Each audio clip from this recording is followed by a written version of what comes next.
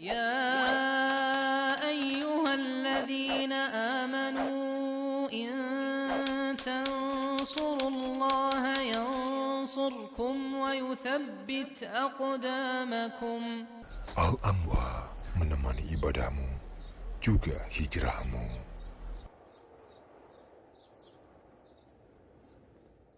Belum pun puasa sudah persiapan lebaran begitu. Nah, ini kadang-kadang yang memang kita salah perhatian begitu.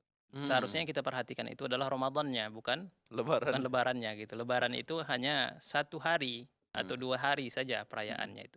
Ya, Al-Aidu fil Islam Idan.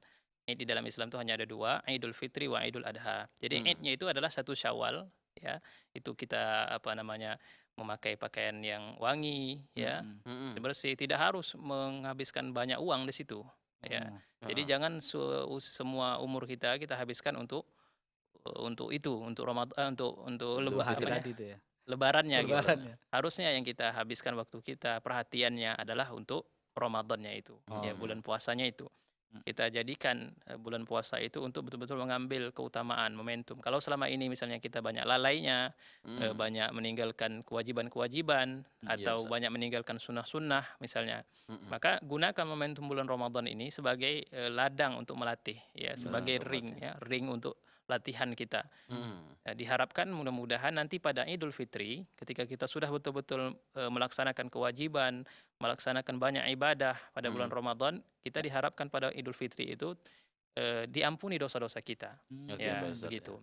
Jadi ampunan bukan justru lebarannya itu yang harus diutamakan. Betul. Sampai-sampai di bulan Ramadan kerja sampai nggak puasa, Mat. Ya. Untuk persiapan Untuk lebaran. apa?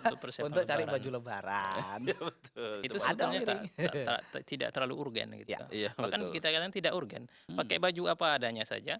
Yang penting kita berkumpul dengan keluarga, ya. Merayakan sholat Id bersama. Begitu saja sudah. Yang penting ibadah puasa kita maksimal. Amin. Iya, Ya, semoga amin. aja di tahun ini kita bisa melaksanakan sholat Id sebagaimana biasanya. Ya. Amin. Iya, amin Amin. ya rabbal alamin. Itu doa yang sangat diharapkan dikabulkan. Amin. Ya, soalnya betul. aduh udah ada isu-isu gitu. Iya, betul. Wallahu alam.